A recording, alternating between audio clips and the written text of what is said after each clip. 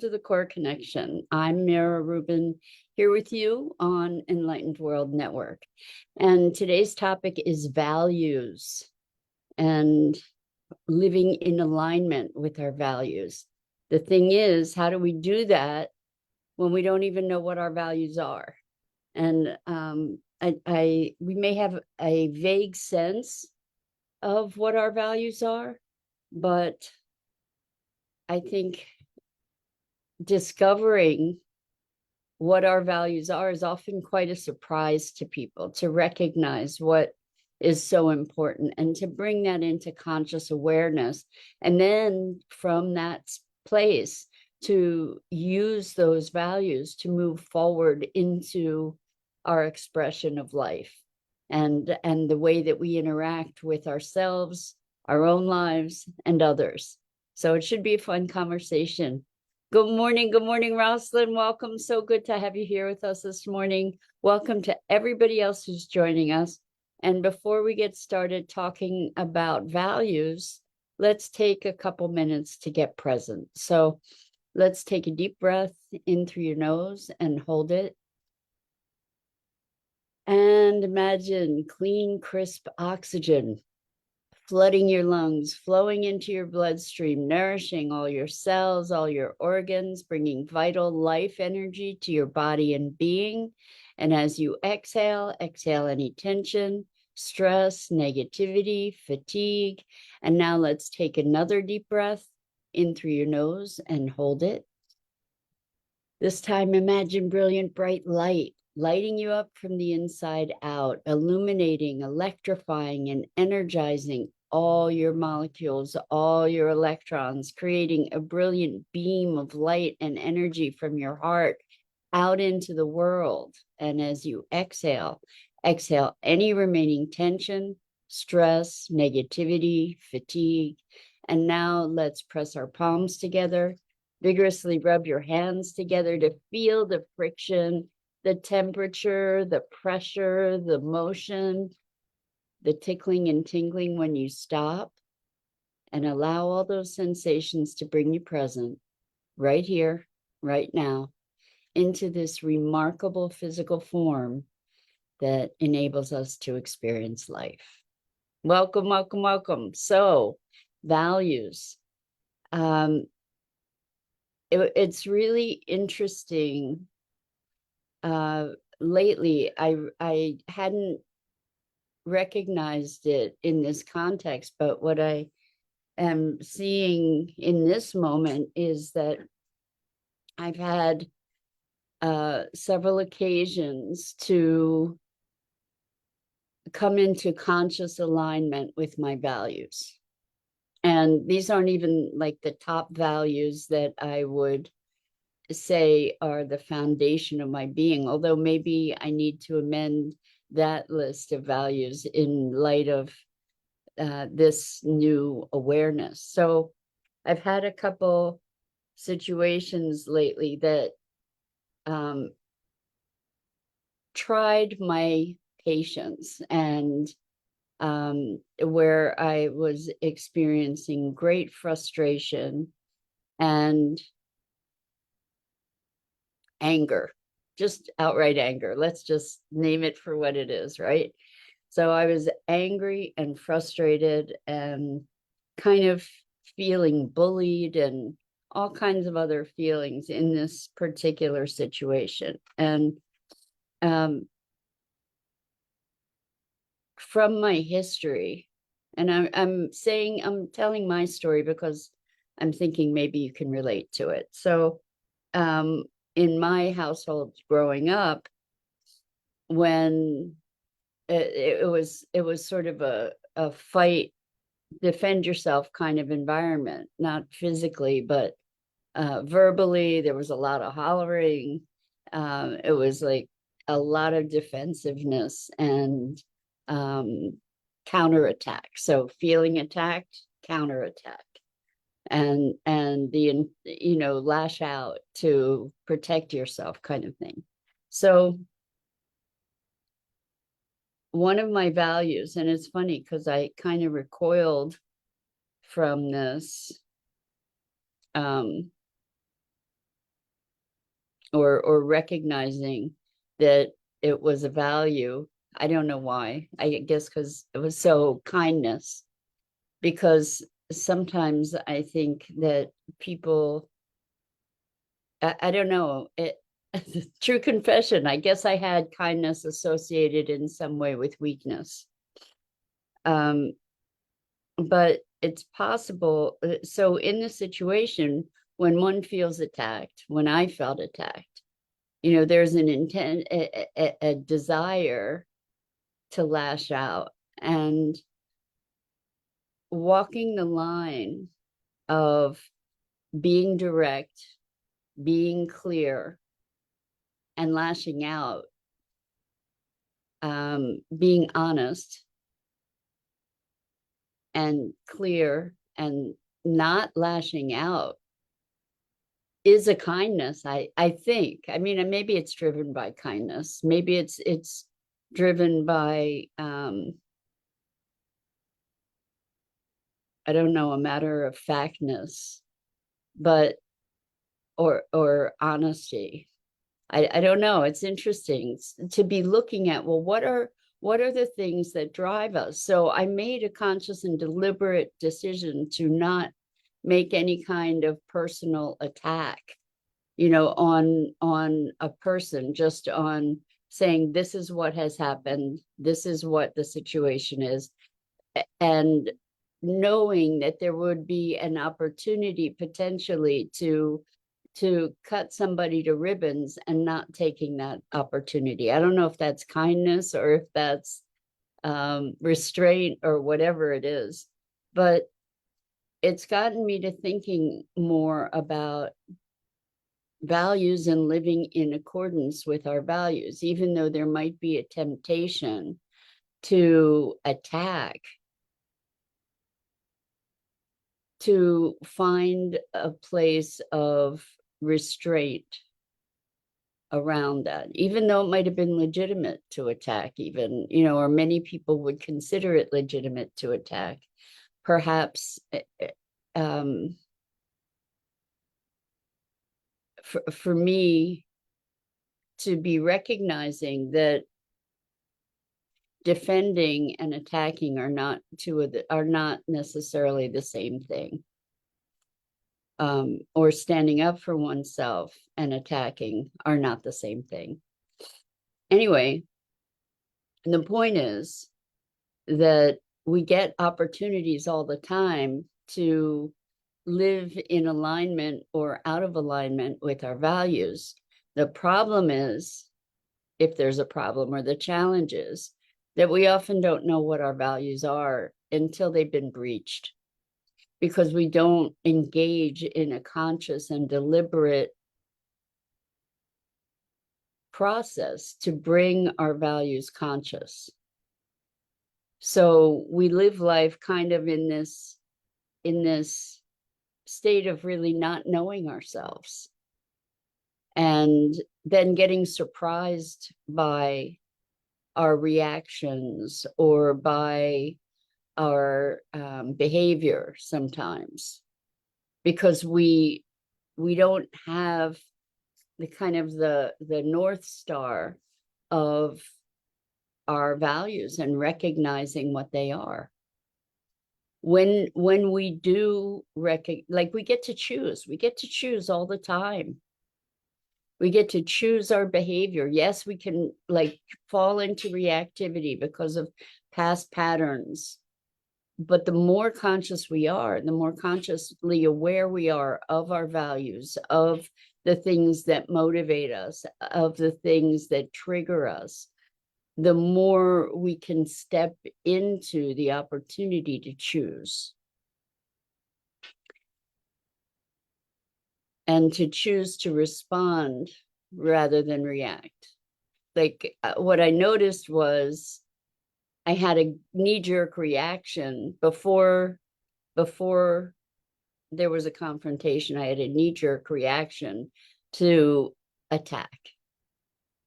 And I noticed that, and I said, but wait, that's not in alignment with my essence. The thing is, then when we act out of alignment with our values, what happens is we end up having a deep experience of shame, disappointment, typically, like because there's this misalignment, and it doesn't feel good. We actually get a visceral sense of that misalignment. It's almost like we violated ourselves in some way when we act in ways that are not driven by our values. And then we get to work on how to forgive ourselves and how to metabolize that and how to create an opportunity from that and all those good things. But meantime, how can we recognize our values? And I can't recommend this kind of exercise highly enough, because when we recognize our values, we recognize ourselves more deeply. We can recognize what the dynamics are at play in our behavior, in our heart and soul. We can shift our behavior to be a greater expression of our values. And there are all different levels of values. So, an example of there are core values, the values that define us, that are really part of our essence. Like, we wouldn't be ourselves if those values weren't met. They're just core to our being. And I do a values exercise with my clients to identify this hierarchy of values, of core values that they have. And in one instance, it was really, really interesting. I believe the top two values were purpose and intuition. And what came out for this person was that intuition was more important, because we create this hierarchy, that intuition was more important than purpose. I'm pretty sure it was purpose. And that was profound for them, because it impacted their decision making in a radical way. So when purpose was their highest value, they drove themselves beyond their limits. When they recognized intuition as their highest value, they gave themselves permission to pay attention to what their heart was whispering or sometimes screaming. So it made a huge difference in their way of being. So Rosalind says, into me I see, or intimacy, the wanting to experience self with another more fully. So I love that. I don't know if you saw Love Guru. It was a very, I thought it was an awesome movie. The Austin Powers guy, I don't remember his actual name at the moment, which is oh well. But in Love Guru, it was really making a joke of so many of our transformational things. It was a spoof, but he had all these different phrases that he would trademark or copyright, and one of them was intimacy. Into me I see. And Deepak Chopra was in the movie, and Oprah was in the movie. It was very funny. But it pokes fun at us, gives us the woo-woos and the transformational people an opportunity to have a chuckle at our own expense, or just to have a sense of humor about ourselves. But anyway, that's where I first heard Into Me I See, which I love. Anyway, the truth is that we don't,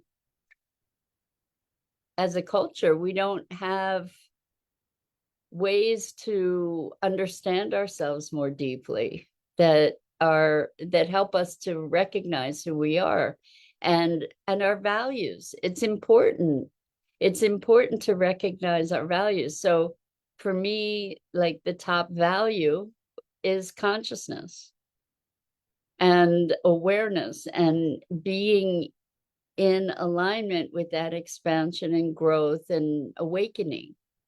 And so it's probably not a surprise to you, because what do we talk about here every morning? We talk about awareness and transformation and expansion and growth and transcendence, right? We talk about all those things. So it's not a surprise that consciousness is the most important thing. If I recognize that that is my highest value, consciousness awakening, then how might I govern my behavior in alignment with that, right? I'm not going to just go and be mean, even though I could. Why? Because it's not serving my highest intentions. So when I'm confronted with circumstances that challenge me, because of my commitment to consciousness, because that is my highest value, I look for deeper understanding. It's just foundational to who I am. Now that's a core value. Another core value is beauty for me. Like I require beauty. That's my way to awe and experience of connection. Understanding that allows me to more fully express part of my essence, right? I'm thinking again about kindness, and I realized that I associated kindness kind of with being a pushover, with being taken advantage of, with being kind of a limp noodle, which is a confession here, because I think kindness can take tremendous strength and resolve, actually. And we were talking earlier in the week about reframing, and that's creating a reframe for the word. I had these negative associations with kindness, associated with weakness or being a pushover, or not having strength. And so now I'm recognizing, oh, wait a second, it takes some great strength to find kindness in the face of some people's behavior. But kindness doesn't have to be being a pushover. It can be kind to just hold your ground rather than attacking, for example, right? There's a kindness to not give in to our more base kinds of, or primal kinds of reactions, perhaps. So let's talk about, how do we discover our values? So there are all kinds of lists. If you do a search online, you can go find lists of values. And then you can go through those lists and through a process of elimination, distill down to the very core values that you have. And how we do that is what typically happens is that you get clusters, you get a whole bunch of values, and they kind of organize into clusters of similar values. And then within those clusters, you can say, well, what's the difference between this and this? And which one's more important, this one or this one? And what happens often is that there are certain values that are kind of umbrellas for those clusters, and they become the core values. Plus, you can create this whole constellation of values as well, but putting them in a hierarchy is really, really useful. So because I found this to be such a powerful practice, I actually created a deck of cards. It's 125 cards. And so it obviously doesn't include all the values, but it's enough to get one thinking. And they're called the Core Connection cards. You can, if you're interested in them, I think they're $30 including shipping on my website at yourcoreconnection.com. And you know, or you can just go find lists online for free, for sure. But it's kind of nice to see them physically and to move them around and stack them and arrange them. And that's kind of a cool thing. So Rosalind says, how often would one do this, revisit values? I think that's a really good question. I think the core values typically stay pretty much the same. And, you know, a lot of us have New Year's rituals where we do a reevaluation, reassessment, and that's something that we could do once a year. You could do it quarterly. I think maybe also in times of transition when we're experiencing a lot of change, what happens is, I love that you say you say revisit values. I think that when we do visit our values, when we do look at them, it can give us a reset to say, oh, wow, you know what? I'm doing stuff that's not in alignment with my values. So one area to look at, for example, is if I'm valuing nature and I'm valuing sustainability and regeneration, then I get to look at the kinds of choices that I'm making in my life and see, are they in alignment with my values? And it's not easy, actually, in my experience, to be living fully in alignment with my values around ecology and sustainability in this culture. So there are things in my life that are definitely out of alignment. And the question is, so we can have values that conflict, right? So, for instance, my cat, my Jewel, I thought she was 17. I just discovered actually that she's 18. I just came across her birthday, and there was a year's differential. So she's actually 18. But I will do whatever it takes to feed this cat to make sure that she eats. And if what she is going to eat comes in plastic, I buy it. And so my commitment to this cat is deeper than my commitment to sustainability, which is a really interesting thing to see. Like I in terms of the hierarchy of my values, I have struggled with and have done my best to try and reconcile this discrepancy, but like if she eats it, because it's been hard to get her to eat different things, to find the right things for her to eat, if she'll eat and that is keeping her healthy and alive, I will feed it to her. And I will buy plastic stuff, which I would prefer not to do, but I don't have another solution yet. Anyway, so when we recognize the hierarchy of our values, in certain ways, it maybe can give us an opportunity to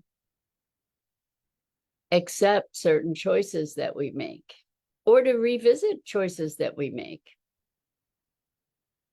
So another way that we can look at, are we living in alignment with our values? For instance, in a stock portfolio, let's say we're committed to sustainability, but we have stock in oil and gas companies, or companies that have really horrible labor practices, or we buy, we vote with our dollars. So we get to look at, there's often a deep, deep disconnect between our values and our lifestyle, and the life choices that we make. And these things often go unexamined.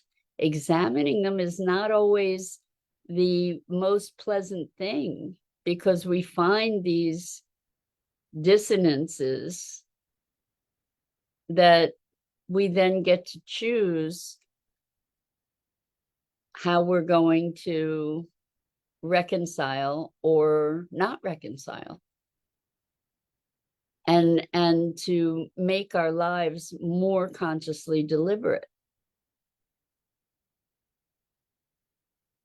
But I think when we're living out of alignment with our values and we're not realizing it, and we haven't come to terms with it in a deliberate way, it can be a deep source of depression, of deep frustration, anxiety, anger. So recognizing our values allows us, again, to come to know ourselves, not the values we think we should have, but the values we actually have. And then what? Then we get to live in greater alignment. So I invite you to do the values exercise. Super powerful, super enlightening, and also allows us to make more conscious and deliberate choices about how we live our lives, and how we choose to engage with ourselves and with others. So that's it for this morning. I'm Mira Rubin. This is the Core Connection, and I go live here each weekday morning at 9 a.m. Eastern, here on the Enlightened World Network Facebook page and YouTube channel, as well as my Facebook page, Mira Rubin. And I invite you to check out the other awesome programming here on Enlightened World Network and Enlightened World Living. So Dido, hi. Dido says, yes, looking at values with you has been so important to me. It's life altering, right? It really truly can be, to recognize, oh, wow, of course that's a core value. And now I get to feed that, like creativity or expression or legacy or awakening, or any number of these different values can allow us to come into fuller expression of ourselves. I'm so glad you chimed in, Dido. Anyway, I so appreciate the opportunity to be sharing our explorations and discoveries together.